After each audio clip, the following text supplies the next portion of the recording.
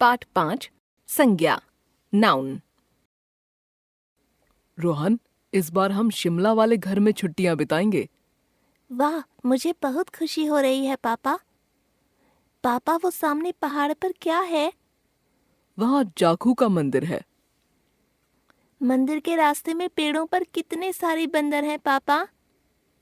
दर्शन करके प्रसाद ले लो। कितना सुंदर बगीचा है। ये रंग बिरंगे फूल देखो माँ। हाँ, इनकी खुशबू से सारा वातावरण महक रहा है। दिल्ली की भागदौड़ से दूर यहाँ कितनी शांति है। उपर्युक्त बातचीत में प्राणियों, वस्तुओं, स्थानों तथा मन के भावों के नाम आए हैं, जो इस प्रकार हैं। प्राणियों के नाम रोहन, पापा, बंदर, माँ। वस्तुओं के नाम पेड़, प्रसाद, फूल। स्थानों के नाम शिमला, घर, पहाड़, जाखू का मंदिर, बगीचा, दिल्ली। मन के भावों के नाम खुशी, खुशबू, शांति। नाम होने के कारण ये सभी संज्ञा हैं। अतः हम कह सकते हैं कि किसी प्राणी, वस्तु, स्थान या भाव के नाम का बोध कराने वाले शब्द संज्ञा कहलाते हैं। संज्ञा के भेद। संज्ञा के 3 भेद होते हैं। संज्ञा 1 व्यक्तिवाचक संज्ञा, 2 जातिवाचक संज्ञा, 3 भाववाचक संज्ञा।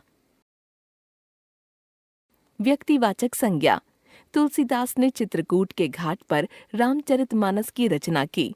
इस वाक्य में तुलसीदास विशेष व्यक्ति हैं, चित्रकूट विशेष स्थान है, रामचरितमानस विशेष पुस्तक है। अतः हम कह सकते हैं कि किसी विशेष प्राणी, वस्तु या स्थान के नाम का बोध कराने वाले शब्द व्यक्तिवाचक संज्ञा कहलाते हैं। अन्य उदाहरण सूर्य, कुतुब मीनार, भारत, हिमालय, श्री कृष्ण, गंगा, यमुना आदि। जातिवाचक संज्ञा। अध्यापक छात्रों को पढ़ा रहे हैं। यहाँ अध्यापक और छात्र किसी विशेष नाम का बोध न कराकर संपूर्ण जाति का बोध करा रहे हैं।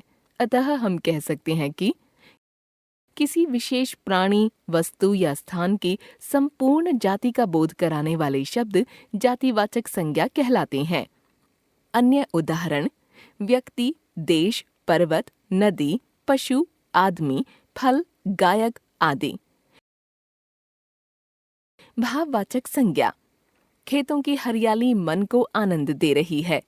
यहाँ हरियाली और आनंद मन के भाव हैं, जिन्हें हम महसूस कर सकते हैं। भाव से किसी प्राणी, वस्तु आदि के गुण, दोष, दशा आदि का ज्ञान होता है। अतः हम कह सकते हैं कि किसी व्यक्ति, वस्तु या स्थान के गुण, दोष, दशा, अवस्था आदि भावों का बोध कराने वाले शब्द भाववाचक संज्ञा कहलाते हैं। अन्य उदाहरण गर्मी, सर्दी, बुढ़ापा, प्रेम, अहिंसा, खुशबू, महक, वीरता, शांति, मिठास, थकावट, गुस्सा आदि। कुछ विद्वान संज्ञा के 2 भेद और मानते हैं। द्रव्यवाचक संज्ञा, समुदायवाचक संज्ञा। इन्हें जातिवाचक संज्ञा के अंतर्गत ही मान सकते हैं। द्रव्यवाचक संज्ञा। अमिता ने सोने का हार पहना है। नल से पानी बह रहा है।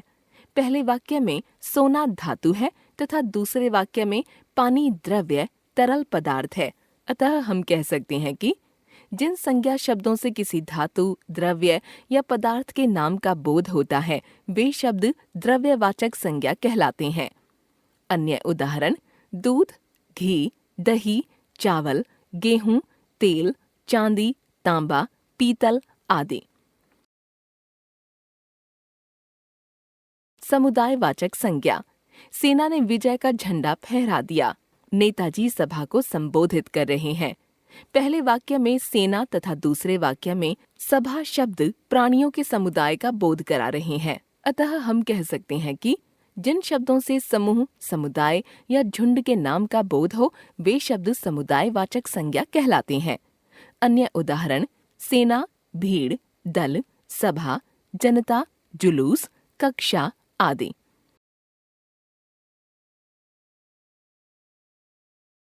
भाववाचक संज्ञा शब्दों की रचना।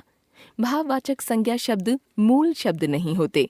इनकी रचना जातिवाचक संज्ञा, सर्वनाम, विशेषण तथा क्रिया शब्दों से होती है, जैसे जातिवाचक संज्ञा से भाववाचक संज्ञा। जातिवाचक, भाववाचक: मनुष्य, मनुष्यता; दोस्त, दोस्ती; शत्रु, शत्रुता; मित्र, मित्रता; राष्ट्र, राष्ट्रीयता; पिता, पितृत्व; बच्चा, बचपन; माता, मातृत्व; बूढ़ा, बुढ़ापा; देव, देवत्व; सेवक, सेवा; शिशु, शिशुत्व; शैशव। सर्वनाम से भाववाचक संज्ञा।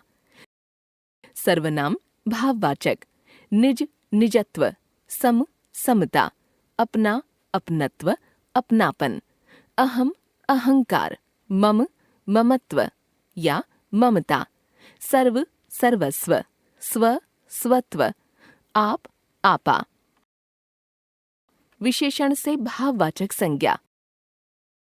विशेषण भाववाचक: एक, एकता; वीर, वीरता; मूर्ख, मूर्खता; कायर, कायरता; सरल, सरलता; शीतल, शीतलता; महान, महानता; गोल, गोलाई; लघु, लघुता; ऊंचा, ऊंचाई; उदार, उदारता; चौड़ा, चौड़ाई; सफल, सफलता; अच्छा, अच्छाई; गंभीर, गंभीरता; मोटा, मोटापा;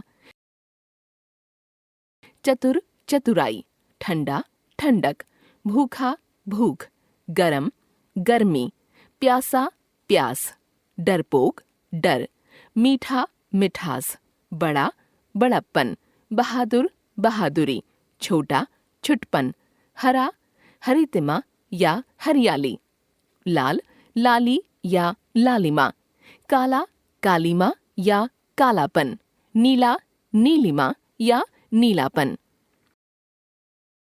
क्रिया से भाववाचक संज्ञा।